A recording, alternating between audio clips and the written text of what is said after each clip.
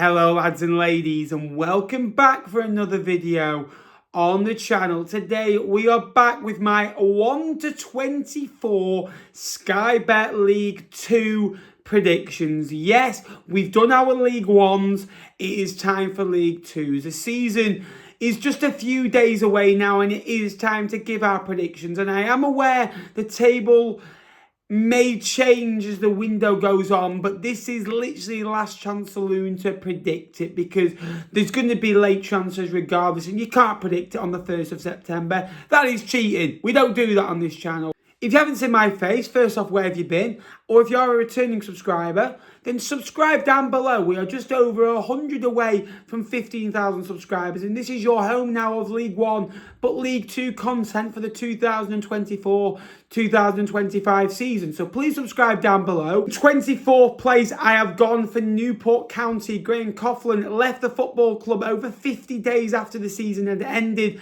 Evans, the top goal scorer with 21 last season, has also departed as well. An average age of around 27 has departed, and around about 22 average age have come into the football club. A young squad jarred him, an academy coach, a young coach on the up as well. It's an experiment. It's going to be a gamble. I just think Newport County are slightly weaker than the rest, and County will go down. In 23rd, we've gone for Simon Weaver's Harrogate Town. The longest serving manager in the Football League, Simon Weaver, a great guy, an honest guy, and Harrogate actually got their highest Football League finish last year in 13th. Duke McKenna's a good signing as well. Ellis Taylor from Sunderland as well has joined the football club. However, only a few real arrivals. A lot have left the football club. Smaller squad this year. I do think that'll push Harrogate to the limit. In 22nd place, we've gone for Accrington Stanley. Key losses including Jack Nolan, who had 25 goal contributions last year as well. Tommy Lee, Savin in goal as well. Brad Hills, who was on loan from Norwich, who really impressed. Sean McConville, the long servant, wasn't really involved last year, but a big impact player in and around the dressing room. John Doolan did a really good job when he went in March last year as well. A bit of a fresh voice, a fresh leading voice as well. He's been in and around that football club for years. He's an experienced man, but I think maybe changes what needed at Accrington. John Comey did unbelievable things there as well, but they've got a fresh voice there as well, and Stanley will stay up. 21st place, you talk about fighting spirit, Morecambe. A lot of people have Morecambe to go down, not me. Derek Adams, third time at this football club as well. A man I really, really like. Now, when he's been at a big football club, huge pressure, I don't think he does quite as well as expected. When he's at a football club, no disrespect, like a Morecambe, where he can really build a family. I put in some good players. George Ray I really like as well. There is a few players that I'm thinking, oh, I'm not quite sure about, and they have lost the captain, Rawson, as well. JJ McKieran left the football club. They still got G1 Edwards as well, who's a good player at this level. He's 31 now. He's got experience. He can score a few goals for them as well. Jordan Slew's still at the football club. I think Morecambe stay up. I really do. Morecambe Football Club don't stop fighting. Morecambe Football Club don't go down without a fight. Next up, we've gone for Bromley in 20th place. Promoted from the National League, Byron Webster, the hero on the day in that final. Unbelievable achievement to get up. They've signed players like Lewis Lee from Preston, Grant from Millwall as well. And there's a really, really good percentage of teams that come up that stay in the Football League. I think Bromley stay up. I really, really do. 19th place, we've gone for Grimsby Town. Dave Artell went in there and kept them up last year. Deservedly so, stayed up in the end.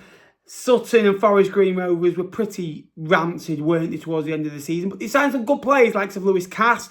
I really like Jordan Wright, who's been unlucky at Lincoln to be behind such good goalkeeping pedigree as well. And lived near the area as well, Lincolnshire as well. So a good signing for them as well. I like the business, don't get me wrong. Matty Carson's a good signing that's coming from Reading as well. Grimsby will stay up. 18th place, Cheltenham Town. They have lost the likes of Pardonton, Southwood, Rob Street, Elliot Bonds, George Lloyd, just to name a few as well. Aidan Keener also left the football club recently as well. But they still got a strong core. I like the signing of Ryan Bowman, who did struggle for goals in League One. in recent years, but his last 2 full seasons in League Two with Exeter, he scored 14 goals in both. I think Cheltenham stay up. I think it's going to be a season of consolidation for them, and more importantly, that they stay in the Football League. 17th place, we've gone for Swindon Town, the worst team away from home last season in League Two. They only won 3 games away from home in League Two last year. They were honking away from home. I'd like to see Swindon do a lot better than they have been doing, because they are a good football club for this level, and they just need someone to unlock the potential. I just think Swindon are down in the pecking order at this moment in time. 16th place, we've gone for Barrow. Now, I really like some of their business, to be fair. Theo Vassell is a really, really smart pickup from Salford City as well. Barnes from Blackburn, again, another good young player as well. Stokes, who was at Morecambe last year as well, was on trial. Trialist day, he was named as well. Ben Jackson is another one as well. So they've signed pretty well. Maybe a bit of a transition season for Barrow. 15th place, we've gone for Salford City. Peter Lim owned a good chunk of their football club. 15th place, we've gone for Salford City. Now, Peter Lim owned a good chunk of their football club for the last decade, and, has put his money where his mouth is in the last few years as well. Gary Neville taken a good chunk of that over. Departures have been key. Captain Alex Cairns. Midfield maestro Elliot Watt. Matt Smith, who scored over 20 goals from last year as well. I know he's getting older, and I know he's going towards kind of retirement years as well. It's still a bit of a loss. 14th place, Walsall did lose Isaac Hutchinson, which is a big loss. Replaced by Charlie Lakin, who did do very well at this level for Sutton at the back end of last season as well. Connor Barrett is coming from Fylde, the good right back. Physically fit. He's only 22 years of age as well.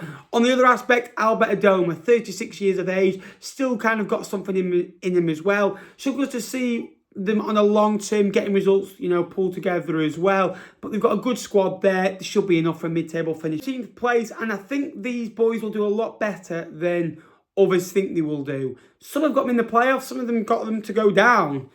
I've got Colchester United in 13th. Danny and Nicky Cowley, great managers, great motivators. Harry Anderson returns to the football club as well.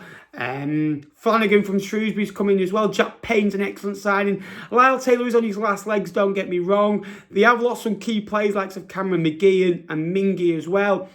But they've got a good squad there as well. Rob Hunt's coming from Leyton Orient as well. Colchester will do well. 12th place, and sitting on the fence, I've gone for the beloved Fleetwood Town Football Club. Yes, a mid-table finish. I've seen relegation. I've seen low mid-table. I've seen playoffs get mentioned. I've seen mid-table. I think mid-table is where this group is at. It's a young group. It's a young squad. It's a small squad. Charlie Adam is a good young coach. He is the reason I am so positive for this football club right now. He's come in and made me believe in my football club again. Signings of Elliot Bonds, Matty Virtue, Mackenzie Hunt are all good signings as well. Adding to Zet Medley and keeping Brendan Wirridu. The players that we've lost didn't want to be here, so no problem from me. 11th place, AFC Wimbledon at home. They were quite consistent last year. 11 wins, 6 draws, 6 defeats. Just need to win a few more at home next season to challenge any sort of playoff push. Weren't too far off last year. The likes of Lewis Ward has come into the football club. Maycock has come into the football club from Solihull Moors as well.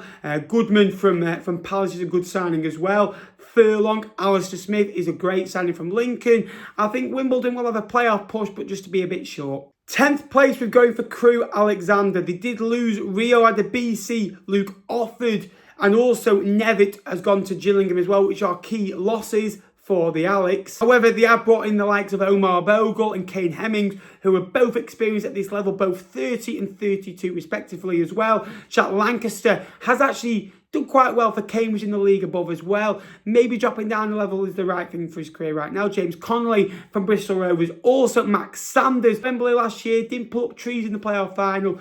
But again, I think they're enough for a top 10 finish. 9th place. Now you get into the nitty gritty of just missing out on the playoffs. It's a disappointing season overall, but it's a positive season. And especially because it's going to Tranmere Rovers, who did struggle for large parts of last season and went on a good run at the latter end and ended up staying up.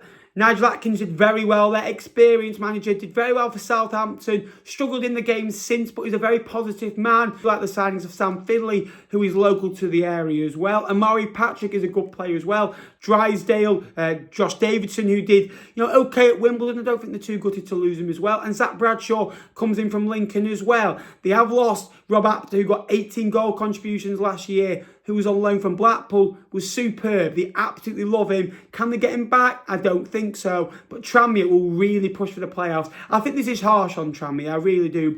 In 8th place and just missing out on the playoffs is Carlisle United. After an absolute horror season last season in League One, just getting back to some sort of normality of winning games of football regularly again will do for them. But again, finishing 8th represents a good season, but disappointing because you're not in the playoffs and you come so close. I like the signings of Cameron Harper and Charlie Wyke as well. Alex Hayden from Wrexham as well is a good signing as well. They've also got Callum Guy not too long away from coming back from a long-term ACL injury as well. In the playoffs then, 7th, National League champions last year, Chesterfield, get into the playoffs. Yes, I did predict this a few weeks ago as well. I like the signings of Campbell from Peterborough as well. Kane Drummond has come in from Macclesfield as well, who they're starting to build up a bit of a relationship with as well.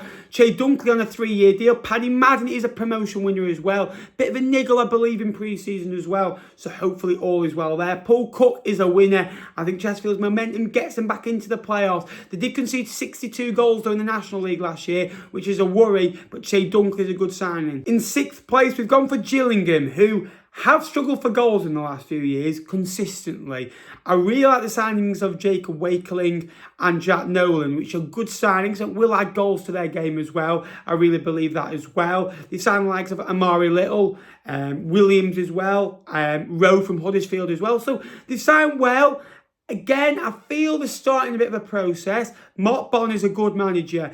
I like the way he got out to games actively as well when he left his post at Cambridge in around November, December time last year as well. So good appointment in that. Gillingham are the strongest they've been since being at this level, I believe, as well. New ownership have been there 2 or 3 years now, and you can kind of feel the football club slowly rebuilding back to where it wants to be. 5th place, Bradford City. Now, a football club, when you go to Valley Parade, you know you're in for it. 15, 16, sometimes 17, 18,000 at Valley Parade. It's a tough place to go, and when you're not used to that, it can become intimidating. However, the last few years in League Two, clubs have actually enjoyed that. I think Graham Alexander is the right man to get him out of this division. It won't be pretty. Some weeks you'll win and it'll be 1-0, it'll be ugly. Sometimes you'll play pretty football and it'll be great. Later on in the season, I think Graham Alexander can adapt.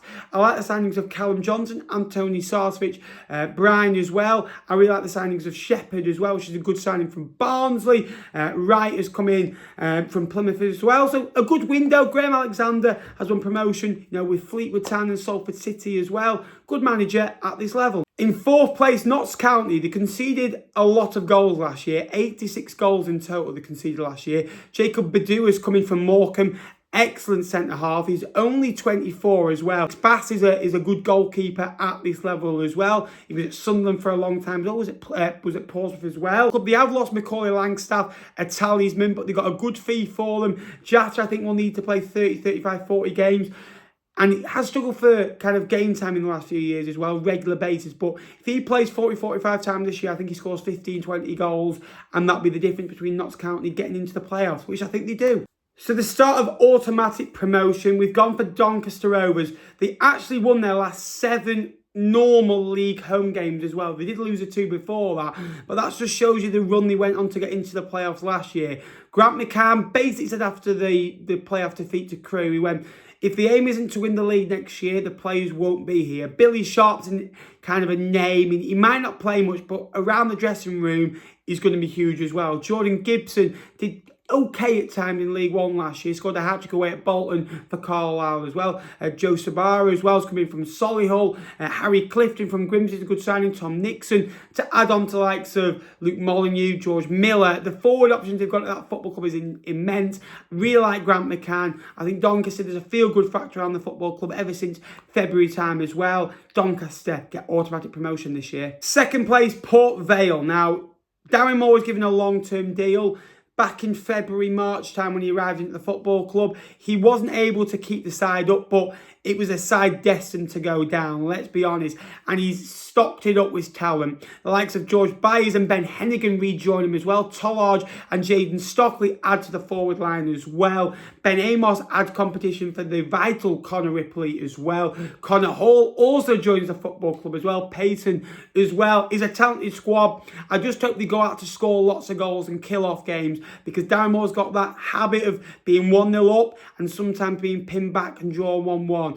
Vale need to start off well and make sure they maintain it. Vale are a great football club, sold over 5,000 season tickets. Vale get automatically promoted. And winning the league is MK Dons. Playoff heartache last year to Croy, lost 8-1. So what do they go and do? They go and sign Lawrence Maguire and Liam Kelly, who both were at Crawley last season as well. They add the Accrington brothers of Joe Pritchard and Tommy Lee, both attacking midfielders, 24 and 27 respectively as well.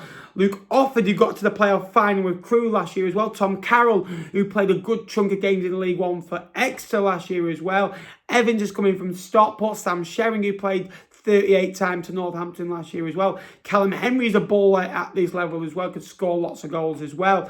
The business has been immense as well. I like the manager. The football they play is immense, and MK Dons win League 2. So thank you so much for watching today's video. I hope you have enjoyed it. Please give me a like. Can we go for 200 likes? If you are enjoying my League 2 content, let me know down below and get subscribing, because we are trying to grow League 2 content on this channel.